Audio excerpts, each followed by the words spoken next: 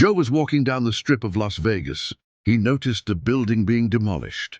It was Sunday, there was no work happening. Joe was curious about what he could find in the rubble. Joe walked up to the rubble and rummaged through the trash to see if he could find any hidden treasures from the old casino.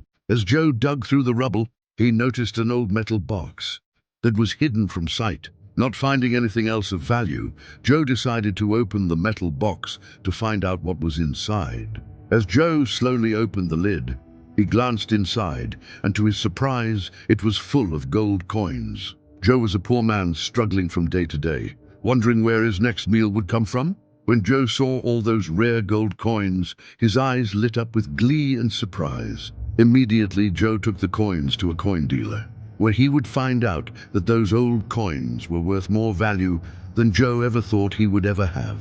The coin dealer laid the coins out on the glass case in front of Joe with his magnifying glass, started putting prices on each coin. At first, Joe stood in anticipation of what he could have found. As the coin dealer placed each coin in front of Joe down on the glass, he looked up with a glare of happiness and told Joe that the coins that he had brought to him was worth over $500,000.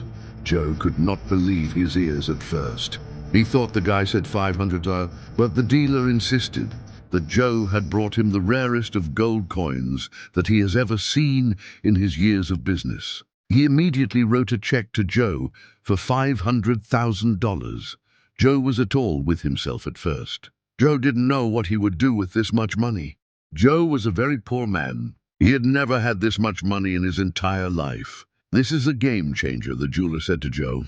"You should live happily for the rest of your life on this money. Thank you, sir, for bringing me such rare coin. Yes, and if you find any more, just bring them to me and you will receive another well-due paycheck." As Joe walked out the door, he headed to the bank to cash his payday.